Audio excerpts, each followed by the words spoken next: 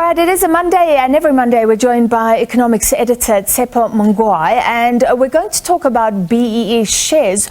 But firstly, of course, this higher oil price on the back of a force majeure declared by Sasol. So some questions around whether our supplies will be affected in South Africa. Let's very quickly address that. Well, it's unlikely that we may see supply constraints, but anything is possible given that they form quite a sizable space that they play in terms of our local production, in terms of petrol and diesel.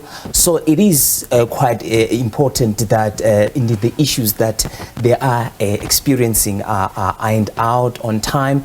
But there are some background to this particular issue. I mean, we were expecting that today Sasol will clarify the issues around why they are not able to get Brent crude oil through Transnet pipeline. Because back last month, there was a court case. Total South Africa as well as Sasol, they've been in court because Transnet wanted to do away with almost a 50-year contract that they've been shipping Brent crude oil from coastal to their refinery in Nitriff. They wanted to change the way the pricing structure was agreed on, for which it was 1967. That's when the agreement was made. A long time ago. So Transnet was like, I mean, it's been an evergreen contract. Of course, it was reviewed in 1991, but it pretty much stands as it is. So with the market having changed so much, Transnet was pushing for those changes, and the two oil giants were against it, but the court ruled in favor of Transnet that those arrangement must be reviewed and changed. And one wonders if what we are seeing in terms of Brent crude supply constraints that Sasol can get has anything to do with that court case, the outcome of that court case. It's such an interesting issue, and we've seen this before with the miners and electricity prices, and well, let's follow that. Your economics team will, so we're having Absolutely. our own pipeline issues, never mind Europe, that's looking at a potential crisis. You also want to talk about black economic empowerment shares sitting on billions of rand in unclaimed dividends and funds. I mean, it was very easy at one stage to go to the post office to buy those shares. What went wrong? What has happened? Absolutely. I mean, many of, previously disadvantaged, they learned about this. There were huge spending on radio and television to advertise for these opportunities, and indeed many people took advantage. It was so easy.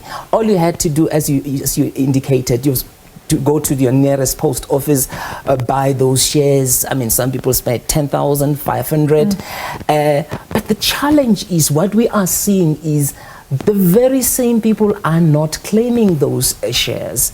And it's for various reasons. Chances are you can't go back to the post office and try to sell those shares or find out where those shares are. It's very difficult for many people at least to get an update, because if you try to call any company that participated in those share deals, they'll probably run around, try several numbers, maybe try a share, and it's so difficult for our people to understand or sell those shares. So I think there's more that needs to be done in order to ensure that people are given the right information in order to sell those shares. Is the post office supporting them? If you go and ask questions, so they're not even getting their dividends or any paybacks? No, of course they are getting their dividends. The issue is those dividends are they're there, they are accruing those dividends. But to access it, the access is the problem. People do not have the right information. In fact, I was speaking to somebody, and he was telling me that he suspects that some of these companies actually they're not serious about helping people to access their their shares, because they are getting some dividends from them. Those dividends, especially if it's a deceased estate, an account that belong to as deceased, they don't have to pay the dividend after 3 years of that person has been deceased. So they're keeping that money and they are using it elsewhere. Although the Financial Sector Conduct Authority has come under pressure to say that you need to update your system so that, you know, if people are deceased, find those people. The challenge is they're saying, well, we advertise in the papers, but those people are not coming through. But we know the issues. The issue is, say, for example, when people try to call in those call center, they will probably be told that, you know, we can't find your ID number. It's not on the system. The service, especially by the call center sometimes, is not up to a standard where people can actually get the help, because there's a language barrier. People are told we can't find your ID, but you'd find that when people are assisted at times by the third party, they are able to get somewhere in terms of those inquiries, and some people eventually get their money. Would you recommend a third party if there are people sitting with shares and they don't know how to access what they have gained over time?